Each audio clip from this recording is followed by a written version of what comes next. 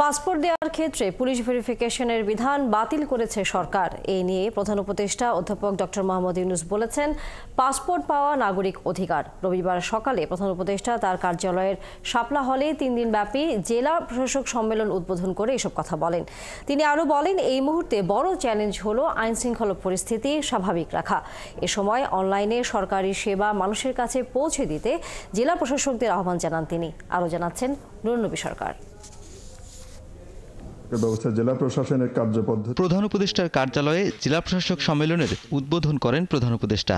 এতে যোগ দেন জনপ্রশাসনের জেলা স্তর থেকে উচ্চ স্তরের সরকারি কর্মকর্তারা। এ সময় দিক নির্দেশনামূলক বক্তব্য দেন প্রধান উপদেষ্টা। আমি ক্যাপ্টেন হিসেবে বক্তব্য রাখতে চাই আমাদের কর্মী। প্রধান উপদেষ্টা বলেন, সরকারের 6 মাস পেরিয়ে যাবার পর একটাই চ্যালেঞ্জ, আর তা হলো আইন শৃঙ্খলা পরিস্থিতি স্বাভাবিক রাখা। ল অ্যান্ড অর্ডার একটা শান্তি শৃঙ্খলা বজায় একটা মস্ত বড় ইস্যু হয়ে গেল। এটাতে আমরা কি পরিমাণ অগ্রসর হলাম, কি করণীয় আমাদের, এটা একটা 1 নম্বর বিবেচ্য বিষয় আমাদের। আমার জেলায় সবথেকে ভালো বাজার দর, সব কোনো চাঁদাবাজি নাই, বা যা অসুবিধা থাকে একটা জায়গায় সেগুলো নেই। প্রধান উপদেষ্টা বলেন, সরকার মানে হয়রানি নয়, নাগরিককে তার প্রাপ্য অধিকার দেওয়াটাই আসল লক্ষ্য। এ সময় জন্মসনদ ও পাসপোর্ট ইস্যুতে কথা বলেন প্রধান উপদেষ্টা। জানান, পাসপোর্ট পাওয়া নাগরিক অধিকার, তাই এটি পেতে পুলিশ ভেরিফিকেশনের কোনো প্রয়োজন নেই। জন্ম নিবন্ধন নাই বলে জন্ম নিবন্ধন লাগবে, আমার আমলে জন্ম নিবন্ধন কি করতে জানিও না, ইত্যাদি ইত্যাদি, কিন্তু পাওয়া যায়। পয়সা দিলে ঠিকই চলে আসে।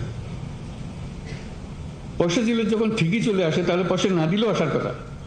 পাসপোর্ট তো আমার নাগরিক অধিকারের একটা অধিকার। আমি চোর না ডাকাত না কি, সেটা ভিন্নভাবে পুলিশ আমার বিচার করবে। কিন্তু আমাকে যে জন্ম সনদ দিয়েছেন, সেটাও কোনো পুলিশ ভেরিফিকেশন দিয়ে করেননি।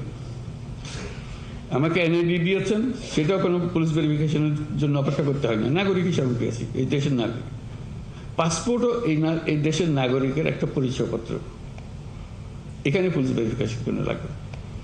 আমরা আইন করে দিয়েছি, এখন থেকে পুলিশ ভেরিফিকেশন লাগবে না। জেলা প্রশাসকদের তিনি বলেন, আইনের দোহাই দিয়ে জনকল্যাণকর কাজ থামিয়ে রাখা যাবে না। এ সময় প্রাথমিক বিদ্যালয়ে পড়ালেখার খোঁজখবর রাখতেও জেলা প্রশাসকদের প্রতি নির্দেশ দেন প্রধান উপদেষ্টা। প্রাথমিক শিক্ষা একটু গিয়ে দেখা কি করা যায়, এটাকে একটু নজর দিলেই সবকিছু ঠিক আছে। আইনের কোনো অসুবিধা নেই, কেউ বলবে না যে না এটা করা যাবে না, করা অবশ্যই যাবে।